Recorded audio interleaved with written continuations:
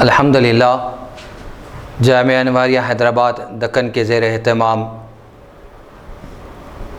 مسلم شریف کی جو ریکارڈنگ کی جا رہی ہے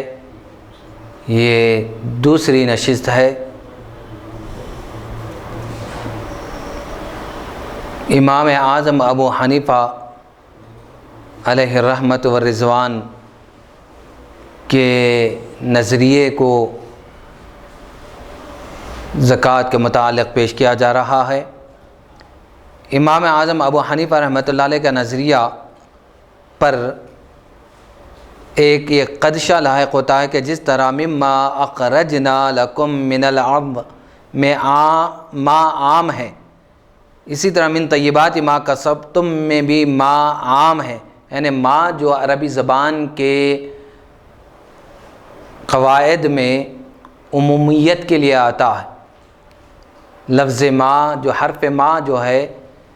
عمومیت کے لیے آتا ہے، تو یہاں دو جگہ آیا ما کسبتم ما اخرجنا لکم،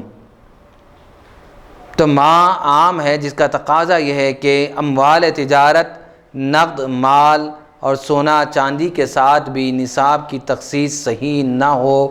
کیونکہ اموال تجارت، نقد رقم، سونا چاندی خواہ قلیل مقدار میں ہو یا کثیر مقدار میں، وہ من طیباتی ما کسبتم کے عموم میں داخل ہے۔ لہذا جس طرح بھی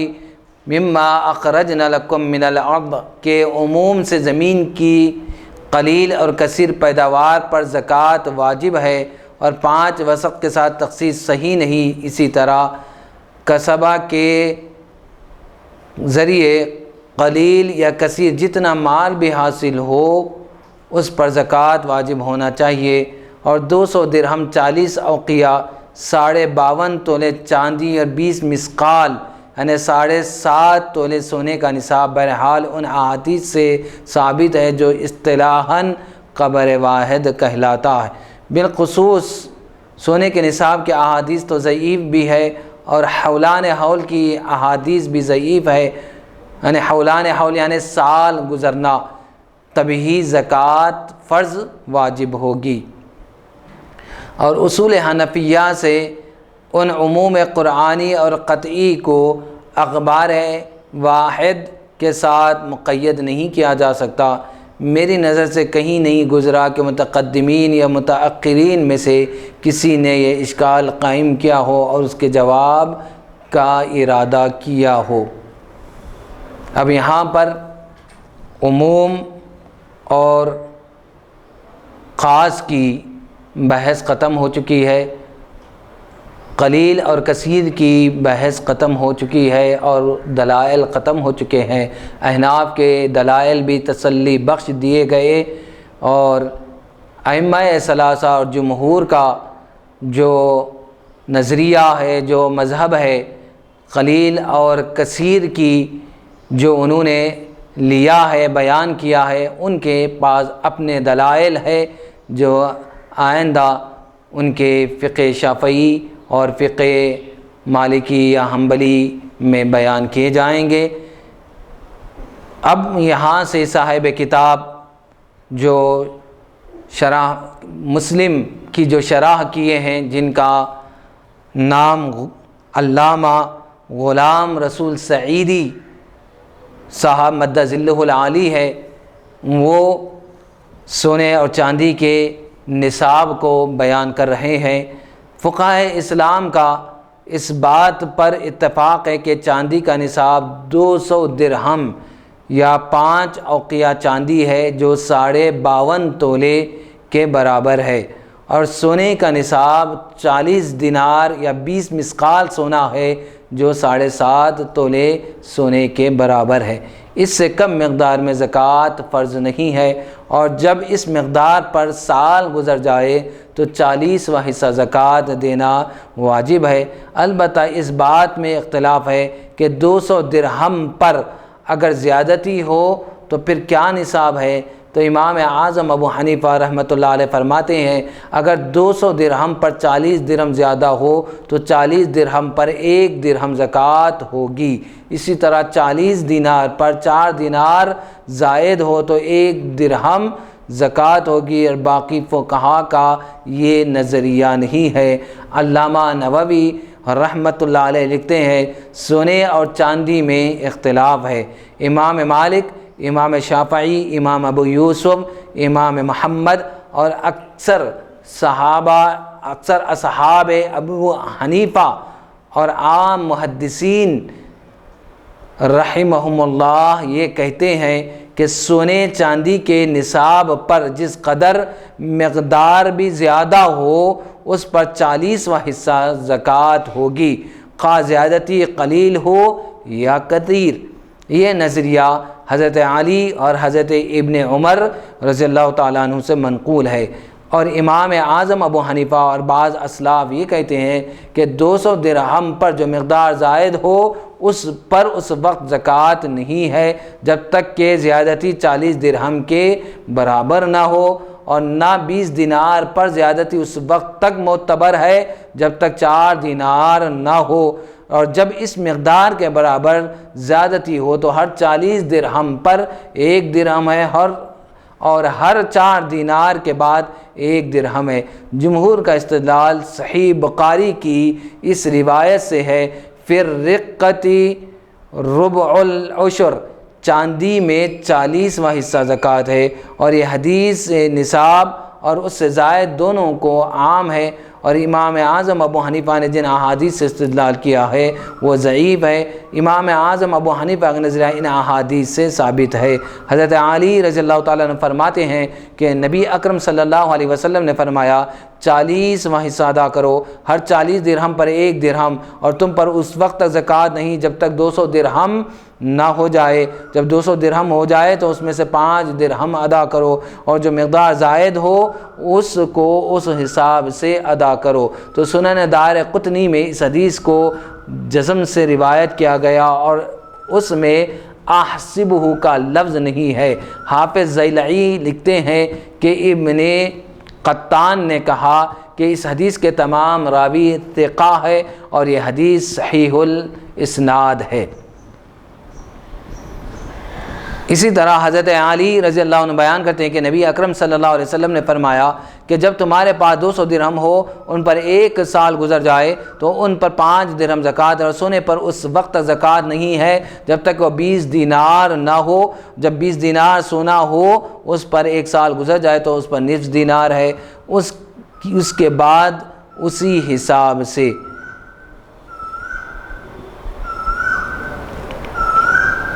امام شافعی 200 درہم سے زائد پر اس وقت تک زکوٰۃ واجب نہیں قرار دیتے جب تک 40 درہم نہ ہو جائے۔ مذکورہ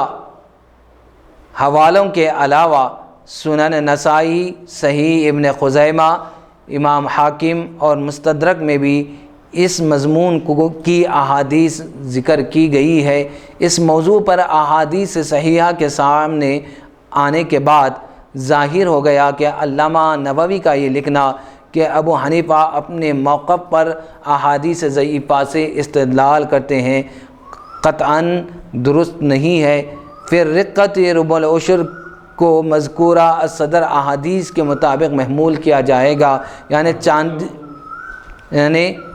اس کے پر ڈھالا جائے گا، یعنی اس میں موافقت پیدا یہ کی جائے گی، اس میں تعبیر پیدا کی جائے، اس کے معنی یہ کیے جائیں گے کہ چاندی میں نصاب کے بعد 40واں حصہ زکوٰۃ دی جائے گی۔ علاوہ ازیں یہ بات ملحوظ رہنی چاہیے کہ سونے کے نصاب کے بارے میں جس قدر احادیث مروی ہے سب ضعیف الاسناد ہے۔ علامہ نووی لکھتے ہیں وَلَمْ يَأْتِ فِي الصَّحِيحِ بَيَانُ نِصَابِ الذَّهَبِ وَقَدْ جَاءَتْ فِيهِ أَحَادِيثٌ تَحْدِيدُ نِصَابِهِ ب20 مثقالا وهي ضعافا ولكن اجماع من يعتد به في الاجماع۔ احادیث صحیحہ میں سونے کے نصاب کا ذکر نہیں ہے، بعض احادیث میں سونے کا نصاب 20 مثقال سونا بیان کیا گیا، لیکن یہ سب ضعیف ہے۔ البتہ معتبر فقہائے اسلام کا اس امر پر اجماع ہے۔ اسی طرح نقد رقم، سونے چاندی، مال تجارت اور مویشیوں پر زکوٰۃ کے لیے سال گزرنے کی شرط بھی فقہا کے اتفاق سے ثابت ہے، اور بعض احادیث جو ضعیف الاسناد ہیں ان میں بھی حولان حول کا ذکر ہے، یعنی سال کا زکوٰۃ کے لیے گزرنا ضروری ہے، جن میں سے کچھ کا ہم نے ذکر کر دیا ہے۔ نوٹ پر زکوٰۃ۔ سونے چاندی کا نصاب تو ہر دور میں اتفاقی اور واضح رہا ہے۔ جس زمانے میں سونے چاندی کے سکے چلتے تھے اس وقت بھی صورتحال میں کوئی پیچیدگی نہ تھی۔ پھر انگریزوں کے دور میں سونے کی اشرفیوں اور چاندی کے ڈھلے ہوئے سکوں کا رواج ہوا۔ اس کے بعد سونے کی اشرفیوں کی جگہ کاغذی نوٹوں نے لے لی، اور چاندی کا ڈھلا ہوا روپیہ جو 1 تولے کا ہوتا تھا چلتا رہا، جس کی بنا پر اس دور کے علماء نے 52 روپوں کی نقد رقم کا نصاب قرار دیا، کیونکہ 52 روپے 52 تولے چاندی کے برابر تھے۔ اس کے بعد چاندی کے ڈھلے ہوئے روپوں کا رواج بھی ختم ہو گیا اور صرف کرنسی نوٹ باقی رہ گئے، یا چاندی سونے کے علاوہ مختلف دھاتوں کے بنے ہوئے چھوٹے سکے۔ سوال یہ ہے کہ اب کتنی نقد رقم کو کتنی نقد رقم کو نصاب زکوٰۃ قرار دیا جائے؟ آیا کسی شخص کے پاس اتنے روپے ہو جو سونے کے نصاب کو پہنچ جائے تب زکوٰۃ واجب ہوگی، یا چاندی کے نصاب کو روپے پہنچ جائے پھر زکوٰۃ واجب ہوتی ہے؟ عام فکر یہ ہے کہ چاندی کا نصاب سونے سے کم ہے، کیونکہ مثلا آج کل چاندی 40 روپے تولہ ہے اور سونا 3000 روپے تولہ ہے، اس لیے چاندی کے نصاب سے 2125 روپے پر زکوٰۃ واجب ہو جاتی ہے، اور سونے کے نصاب سے 22500 روپے پر زکوٰۃ واجب ہوتی ہے۔ اور فقراء کے لیے زیادہ نفع بخش بات یہ ہے کہ روپوں کا نصاب زکوٰۃ چاندی کو قرار دیا جائے، یعنی چاندی کی زکوٰۃ کے برابر اور مثل قرار دیا جائے پیسوں کی زکوٰۃ کے لیے، کیونکہ اس میں غرباء کا فائدہ ہے، غرباء کی منفیت ہے، اور فقیروں کے لیے زیادہ نفع بخش بات یہ ہے کہ روپوں کا نصاب زکوٰۃ چاندی کو قرار دیا جائے۔ لیکن اس پر یہ اعتراض ہے کہ کرنسی نوٹ پر حکومت وقت کی جو ضمانت درج ہوتی ہے وہ سونے کے عوض ہوتی ہے، اور بین الاقوامی طور پر کرنسی نوٹ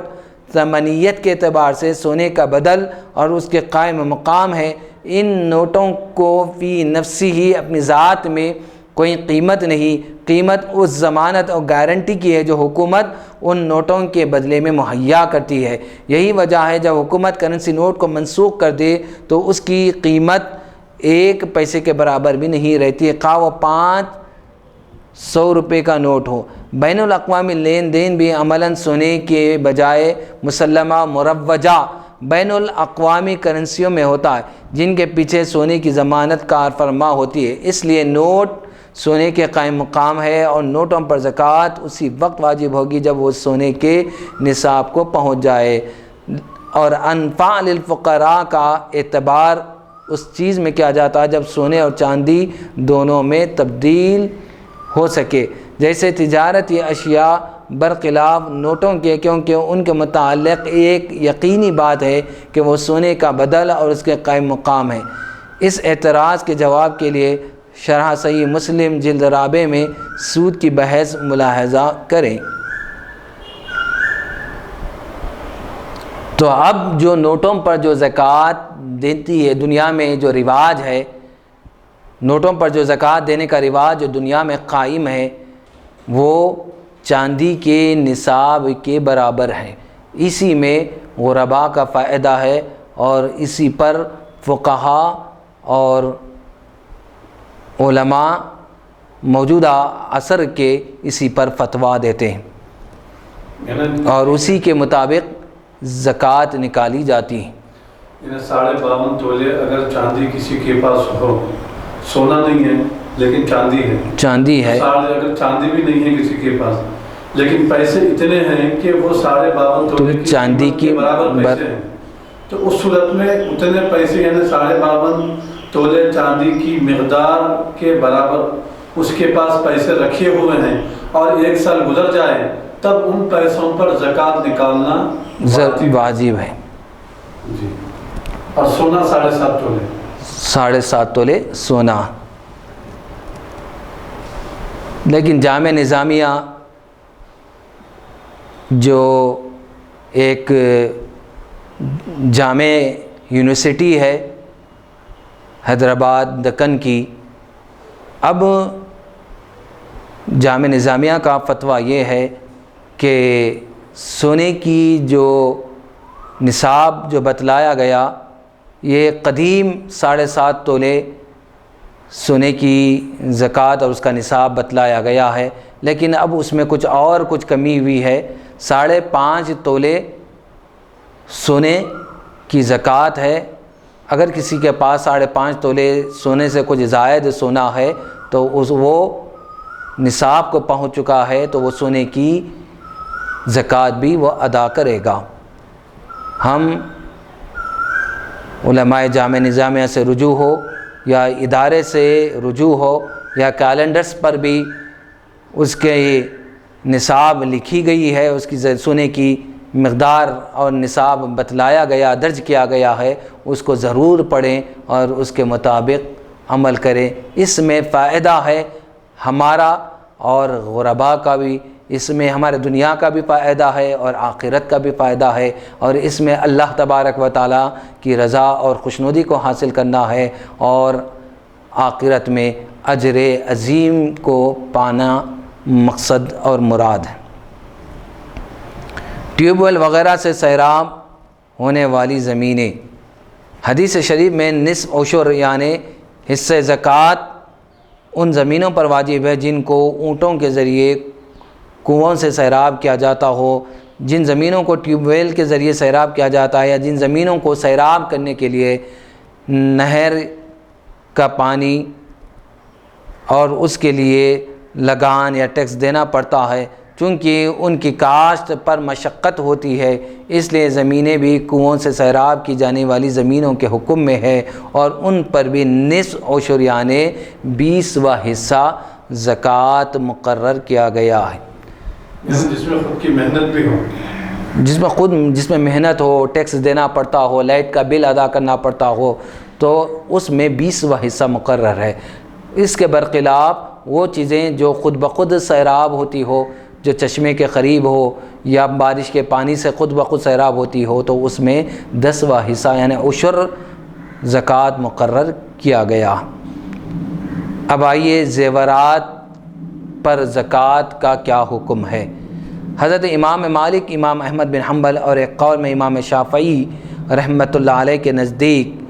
زیورات پر زکوٰۃ نہیں ہے۔ امام ابو حنیفہ رحمۃ اللہ علیہ کے نزدیک زیورات پر زکوٰۃ ہے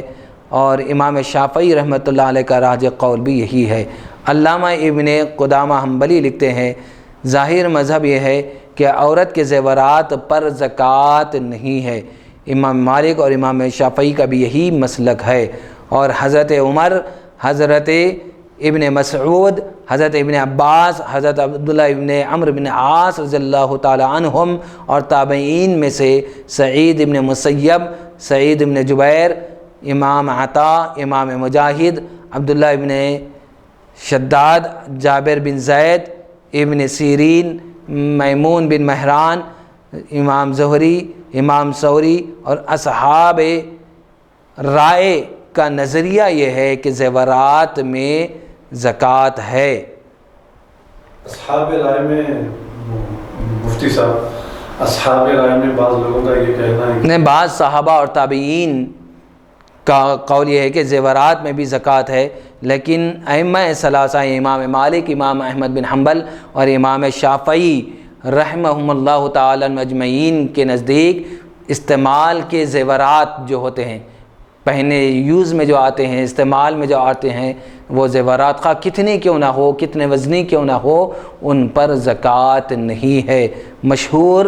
بات یہی ہے، اور اسی پر روشنی ڈالی جا رہی ہے۔ علامہ شیرازی شافعی لکھتے ہیں کہ امام شافعی نے اس مسئلے میں استخارہ کیا اور یہ اختیار کیا کہ عورت کے زیورات میں زکوٰۃ واجب ہے۔ علامہ شیرازی یہ بھی لکھتے ہیں کہ امام شافعی کا یہ نظریہ احادیث پر مبنی ہے۔ زیورات پر زکوٰۃ کے وجوب پر اولاً تو وہ عمومی احادیث ہے جن سے سونے و چاندی میں زکوٰۃ ثابت ہے، اور خصوصاً احادیث حسب ذیل ہے۔ عن عمرو بن شعیب عن ابیہ عن جدہ ان امرأۃ اتت رسول اللہ صلی اللہ علیہ وسلم ومعها ابنۃ لها۔ رسول اللہ صلی اللہ علیہ وسلم کی خدمت میں ایک عورت آئی اور اس کے ساتھ اس کی ایک بیٹی بھی تھی جس کے ہاتھ میں سونے کے موٹے موٹے کنگن تھے۔ آپ صلی اللہ علیہ وسلم نے اس عورت سے کہا کیا تم ان کی زکوٰۃ ادا کرتی ہو؟ اس عورت نے کہا نہیں۔ آپ نے فرمایا کیا تم اس بات سے خوش ہو کہ قیامت کے دن اللہ تمہیں ان کنگنوں کے بدلے میں آگ کے کنگن پہنا دے؟ اس نے وہ کنگن نبی صلی اللہ علیہ وسلم کے آگے ڈال دیے اور کہا یہ اللہ اور اس کے رسول کے لیے ہے۔ وقالت ہما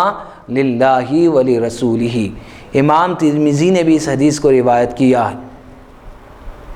حافظ زیلعی لکھتے ہیں کہ ابن قطان نے اپنی کتاب میں لکھا ہے کہ اس حدیث کی سند صحیح ہے۔ حضرت عائشہ صدیقہ رضی اللہ تعالیٰ عنہا بیان کرتی ہیں کہ میرے پاس رسول اللہ صلی اللہ علیہ وسلم تشریف لائے، آپ نے میرے ہاتھ میں چاندی کی انگوٹھیاں دیکھ کر فرمایا اے عائشہ یہ کیا ہے؟ میں نے عرض کیا یا رسول اللہ میں نے انہیں آپ کے لیے بطور سنگار پہنا ہے۔ آپ صلی اللہ علیہ وسلم نے فرمایا کیا تم ان کی زکوٰۃ ادا کرتی ہو؟ میں نے کہا نہیں، یا جو اللہ تعالیٰ نے چاہا۔ آپ نے فرمایا تمہیں جہنم کے لیے انگوٹھیاں کافی ہیں۔ مصنف عبدالرزاق اور مصنف ابن ابی شیبہ میں اس موضوع پر بکثرت آثار اور اقوال تابعین درج ہے۔ ائمہ ثلاثہ کی طرف سے اس مسئلے پر دلیل پیش کرتے ہوئے علامہ ابن قدامہ حنبلی لکھتے ہیں امام احمد بن حنبل رحمۃ اللہ علیہ فرماتے ہیں کہ رسول اللہ صلی اللہ علیہ وسلم کے پاس کے 5 صحابہ کہتے تھے کہ زیورات میں زکوٰۃ نہیں ہے اور زیورات کو عاریتاً دینا ہی ان کی زکوٰۃ ہے۔ نیز عافیہ بن ایوب، لیث بن سعد سے، وہ ابو زبیر سے اور وہ حضرت جابر رضی اللہ تعالیٰ عنہ سے روایت کرتے ہیں کہ نبی اکرم صلی اللہ علیہ وسلم نے فرمایا زیورات میں زکوٰۃ نہیں ہے۔ انہ قال لیس فی الحلی زکوٰۃ۔ زیورات کو عاریتاً دینا یعنی کسی کو عاریتاً دینا کہ آپ کیا ہے یہ لے لیجئے اور اس کو کیا ہے رہن رکھا کر اپنی ضرورت کے لیے استعمال کر لیجئے، یا کسی اپنی ضرورت کو پورا کرنے کے لیے مال اپنے پاس رکھ کر دوسروں کو کیا ہے رہن کے طور پر رکھا کر اپنے لیے فائدہ حاصل کرنا، یا عاریتاً دینا ہی زکوٰۃ ہے۔ اس کے علاوہ الگ سے زیورات پر زکوٰۃ نہیں ہے۔ کوئی غریب ہے اس کو پہننے کے لیے دینا عاریتاً پھر واپس لے لینا، یہ بھی کیا ہے عاریتاً دینا، یہ اسی کے لیے زکوٰۃ ہے۔ اچھا یعنی عاریتاً جو ہے اگر کوئی چیز وہ دے رہا ہے مثال کے طور پہ سونا وغیرہ کسی کو پہننے کے لیے دے رہے ہیں ٹیمپرری،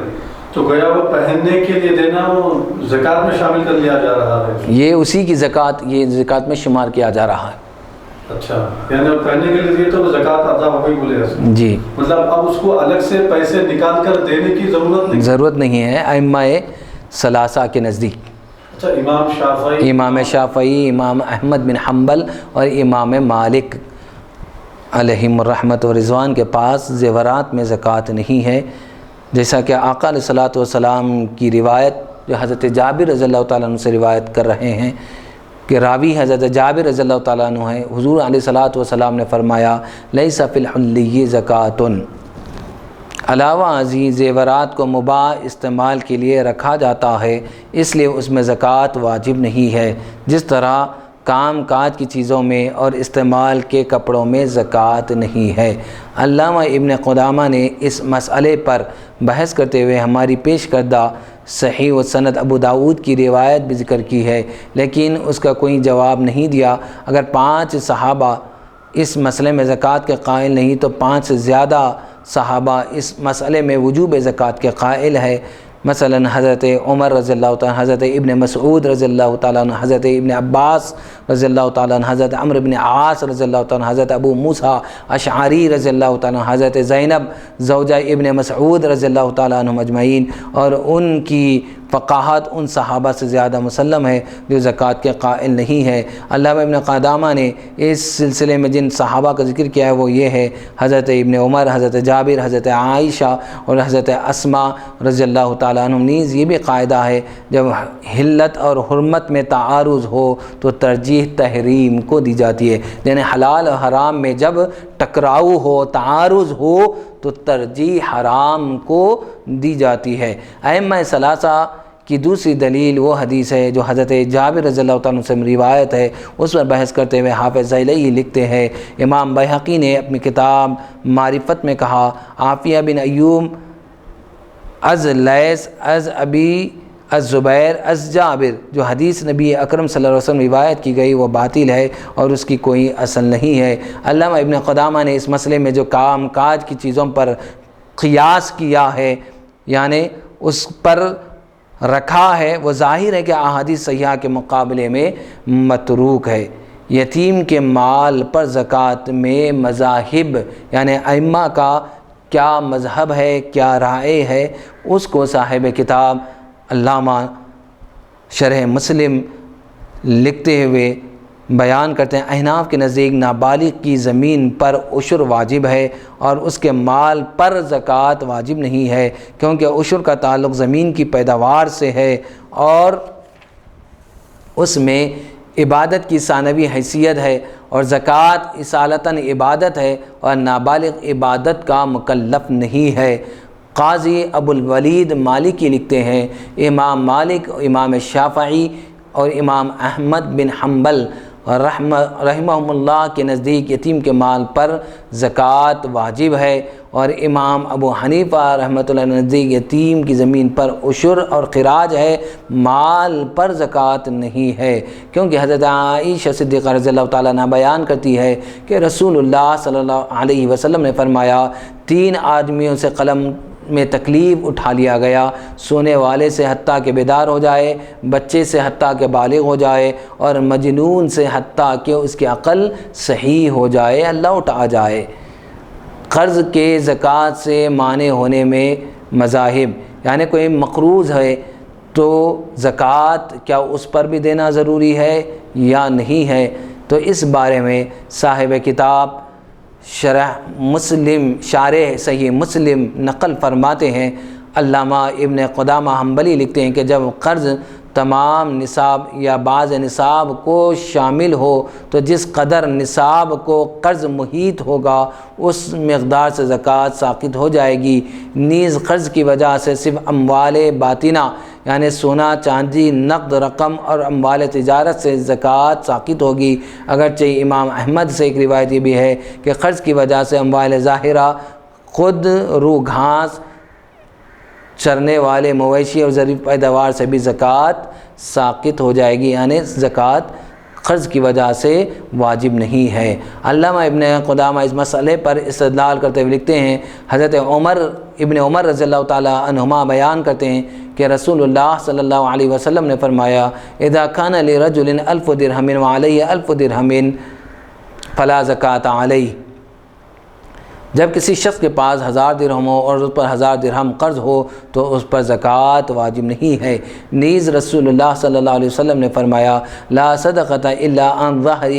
غنی، صدقہ صرف غنی پر واجب ہے اور مقروض شخص غنی نہیں ہے، لہذا اس پر صدقہ واجب نہیں ہے۔ اور صائب بن یزید بیان کرتے ہیں کہ حضرت عثمان بن عفان رضی اللہ عنہ فرماتے تھے، ھذا شہر زکاتکم فمن کان علیہ دین، وفی روایت فمن کان علیہ دین فلیقضی دینہ ولیترک بقیۃ مالہ، یعنی تمہاری زکوٰۃ کی ادائیگی کا مہینہ ہے، جس شخص پر قرض ہو وہ اس قرض کو ادا کرے تاکہ باقی مال کی زکوٰۃ دے سکے، اور ایک روایت میں جس پر قرض ہے وہ اس قرض کو ادا کرے اور باقی مال کی زکوٰۃ ادا کرے۔ حضرت عثمان بن عفان رضی اللہ تعالیٰ عنہ نے یہ بات جماعت صحابہ کے سامنے کہی اور کسی نے اس پر اعتراض نہیں کیا۔ اس بات سے معلوم یہ ہوا کہ تمام صحابہ کا اس بات پر اتفاق تھا۔ نیز علامہ ابن قدامہ حنبلی فرماتے ہیں کہ مقروض خود اس بات کا محل ہے کہ اسے اس کا قرض ادا کرنے کے لیے زکوٰۃ دی جائے، بلکہ مقروض کی حاجت فقیر سے زیادہ شدید ہے۔ قرآن مجید میں بھی مقروض کو مصارف زکوٰۃ میں شمار کیا گیا ہے، اور جو خود زکوٰۃ لینے کا محتاج ہے اس پر زکوٰۃ کا دینا کس طرح واجب ہو سکتا ہے؟ علامہ نووی شافعی لکھتے ہیں شوافع کے اس مسئلے میں 3 طرح کے اقوال آئے ہیں۔ مقروض پر مطلقاً زکوٰۃ واجب ہے، یعنی مطلق طور پر مقروض زکوٰۃ دے گا۔ دوسرا قول یہ ہے کہ مطلقاً زکوٰۃ واجب نہیں ہے، اور تیسرا قول یہ ہے کہ اموال باطنہ نے نقد رقم، سونا، چاندی اور مال تجارت میں زکوٰۃ واجب نہیں ہے، اور اموال ظاہرہ یعنی خود رو گھاس کھانے والے جانور اور زرعی پیداوار میں زکوٰۃ واجب ہے۔ یہ شوافع کے نزدیک ہے۔ علامہ نووی اس مسئلے پر استدلال کرتے ہوئے لکھتے ہیں کہ اکثر و بیشتر علماء کہتے ہیں کہ مقروض کی اپنے مال پر ملک ضعیف ہے، کیونکہ اس کے مال پر ایک مستحق کا حق مسلط ہے۔ ثانیاً لکھتے ہیں کہ مقروض کے جس مال کا قرض کا مستحق ہے اسی مال پر پہلے ہی زکوٰۃ فرض ہے جو قرض خواہ نے ادا کرنی ہے۔ اگر ہم مقروض پر بھی زکوٰۃ لازم کر دیں تو ایک مال پر 2 دفعہ زکوٰۃ ادا کرنا لازم آئے گی۔ قاضی ابو الولید مالکی لکھتے ہیں اگر مال تجارت سے قرض ادا نہ ہو سکے تو نقد رقم پر زکوٰۃ نہیں ہے۔ علامہ ابو الحسن مرغینانی حنفی لکھتے ہیں جس شخص کے مال پر قرض محیط ہو، یعنی جس شخص کے مال پر قرض چھایا ہوا ہو اس پر کیا ہے زکوٰۃ نہیں ہے۔ میعادی قرض، علامہ بابرتی حنفی لکھتے ہیں قرض عام ہے، خواہ اللہ تعالیٰ کا ہو جیسے زکوٰۃ یا بندوں کا ہو جیسے قرض خریدی ہوئی چیز کی قیمت، تلف شدہ چیز کا تاوان، زخموں کی دیت، عورت کا مہر،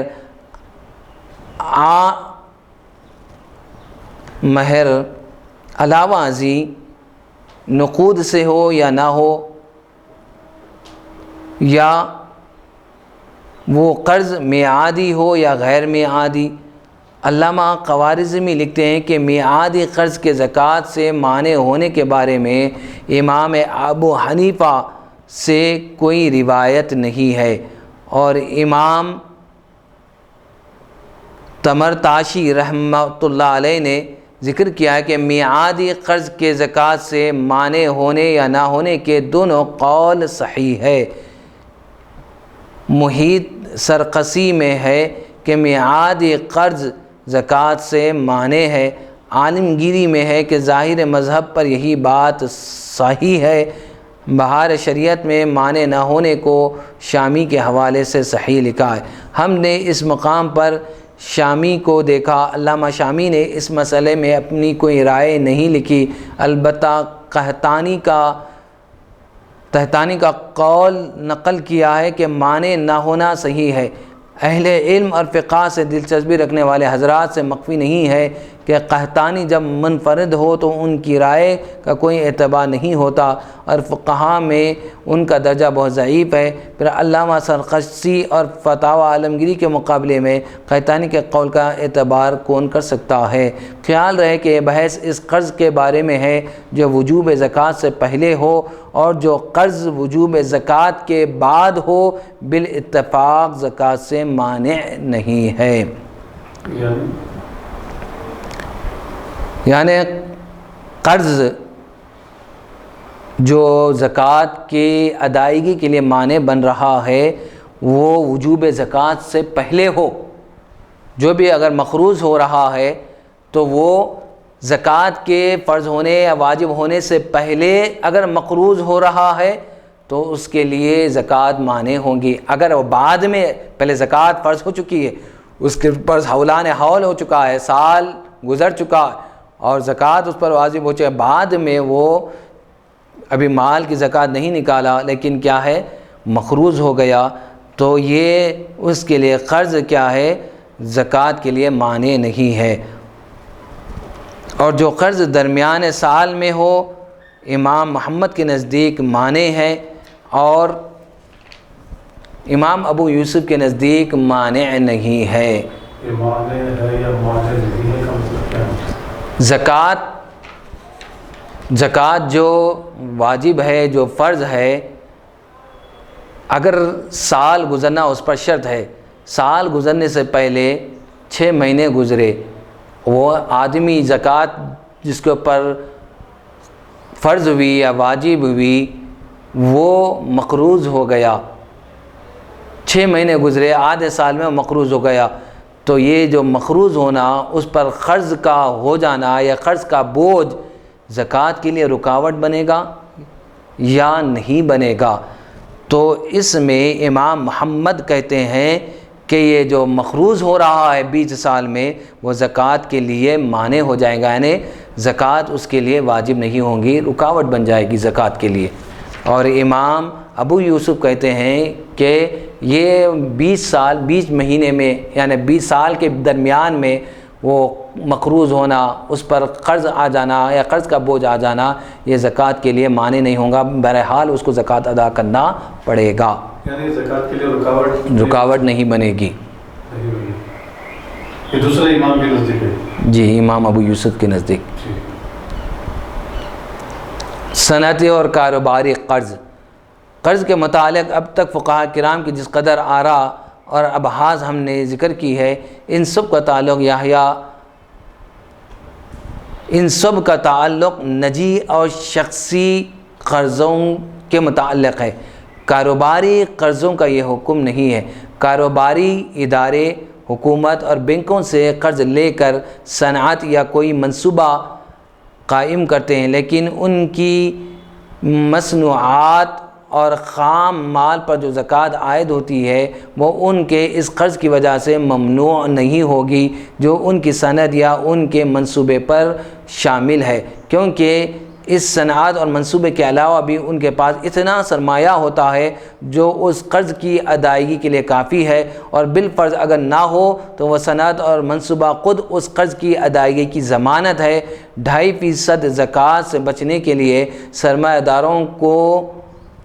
غارمین کی صف میں داخل ہونے کے مکروہ ہیلے سے گریز کرنا چاہیے. یعنی اگر صنعتی ادارے ہیں یا کاروباری ادارے ہیں یا تجارتی فرمز ہے یا کمپنیاں ہیں، اگر یہ مقروض ہو جائے تو ان کا مقروض ہونا اور ان کا ڈوب جانا اور ان کا قرض کا بوجھ کی وجہ سے زکوٰۃ ان کے لیے رکاوٹ نہیں بنے گی، بلکہ ان پر زکوٰۃ دینا بہرحال لازم اور ضروری ہوگا. وہ یہ ہیلا کر کے بچ نہیں سکتے کہ کمپنی مقروض میں چل رہی ہے، قرض کے بار سے چل رہی ہے، تو اس طرح ان کا ہیلا قابل قبول نہیں ہوگا. کیونکہ ان کے پاس سامان کا قدرت ہے، مطلب سامان رکھا ہوا ہے، بہت سارا سامان رکھا ہوا رہتا ہے، اور بینکوں وغیرہ سے ان کے کیا ہے وہ پیسہ وغیرہ لیے ہوئے رہتے ہیں یا بینکوں میں پیسہ وغیرہ محفوظ رہتا ہے. اس وجہ سے صنعتیں بہت ساری کمپنیوں میں مال رہتا ہے، اس وجہ سے یہ ان کا مقروض ہونا، ان کا قرض کا یہ بوجھ ہونا رکاوٹ کے لیے زکوٰۃ کے لیے رکاوٹ نہیں بنے گا، بہرحال ان کو ادا کرنا ہے. اور نجی اور شخصی کوئی اگر مقروض ہوتا ہے تو ان کے لیے کیا ہے زکوٰۃ ادا کرنا کیا زکوٰۃ کی ادائیگی کے لیے مانع ہوگا، یعنی رکاوٹ بنے گا، اور وہ ان کے لیے اجازت ہے کہ وہ پہلے اپنا قرض ادا کریں بعد میں پھر زکوٰۃ ادا کریں. وہ بھی قرض ادا کرنے کے بعد اگر پیسے بچ رہے ہیں اور نصاب کو پہنچے تب قرض ادا کرنا، وہ زکوٰۃ ادا کرنا. میں نصاب کو پہنچ گیا ہوں قرضے میں تھا، نصاب کو پہنچ گیا، لیکن اب وہ پیسے جو ہے قرض ادا کر رہا ہوں، ادا کرنے کے بعد اگر پیسے بچ رہے ہیں تو اتنے ہی پیسے زکوٰۃ میں دینے چاہیے جتنے بچے، یا نہیں بچے پورے قرض میں چلے گئے تو تب اس کو زکوٰۃ دینے کی ضرورت نہیں ہے، لیکن مخروض ہے، قرض میں ڈوبا ہوا ہے اور قرض کا جو ہے بار ہے اس پر، اور اس کے بعد صاحب نصاب کو بھی پہنچ چکا ہے لیکن انہیں مخروض ہے، اس سے ہٹ کے اس کے پاس پیسہ نہیں ہے، تو یہ قرض اس کے لیے زکوٰۃ کی ادائیگی کے لیے مانع بنے گا، رکاوٹ بنے گا، اس کے لیے ضروری نہیں۔ ہاؤس بلڈنگ فائنانس کارپوریشن کے قرض، مکان تعمیر کرنے والے مکان کی ساکھ پر ہاؤس بلڈنگ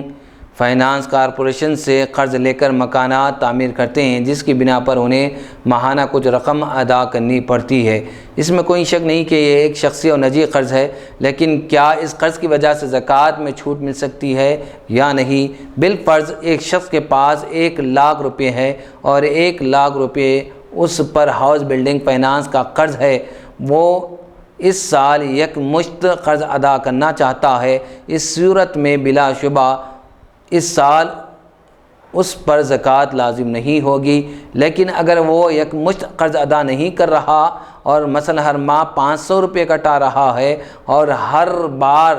سال پورا ہونے پر اپنے 1,00,000 روپے پر یہ کہہ کر زکوٰۃ بچا لیتا ہے کہ وہ تو 1,00,000 روپے کا مقروض ہے، تو یہ زکوٰۃ سے گریز کے مترادف ہے۔ اس صورت میں قرض ادائیگی زکوٰۃ سے شرعاً مانع نہیں ہے، رکاوٹ نہیں ہے، بلکہ اس کو بھی زکوٰۃ ادا کرنی چاہیے۔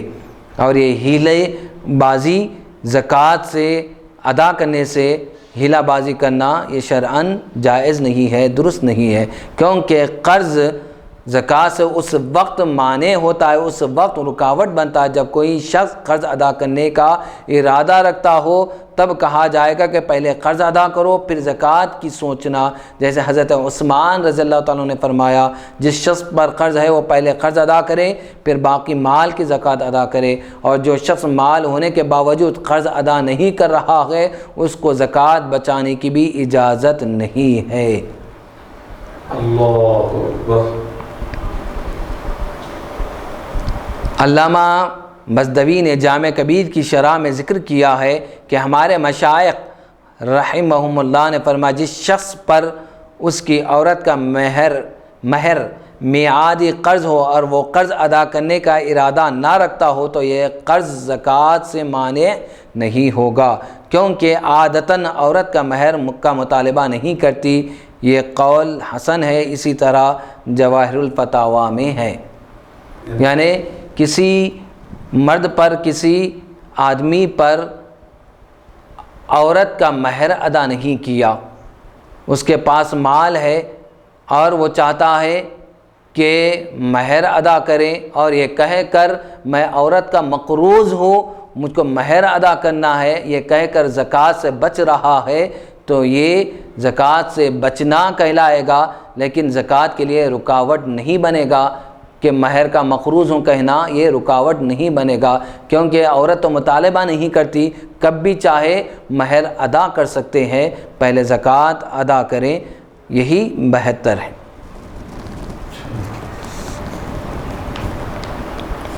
عالمگیری کی یہ عبارت اگرچہ عورت کے مہر سے متعلق ہے، لیکن اس کی علت یہ ہے کہ شوہر فی الفور مہر کی ادائیگی کا ارادہ نہیں کرتا۔ اسی طرح جو شخص ہاؤس بلڈنگ فائنانس کارپوریشن کو قرض کی ماہانہ قسط ادا کر رہا ہے وہ بھی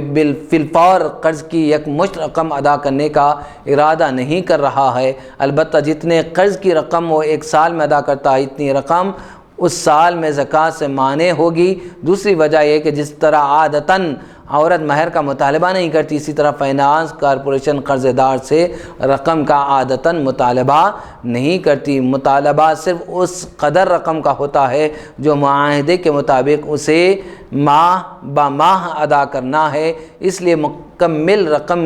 زکوٰۃ سے مانع نہیں ہوگی۔ لہذا جن صورتوں میں فائنانس کارپوریشن کے قرض کو یک مشت ادا کرنے کا ارادہ نہیں کیا جاتا ان صورتوں میں وہ یک مشت رقم قرض سے مانع نہیں ہے۔ واللہ اعلم بالصواب۔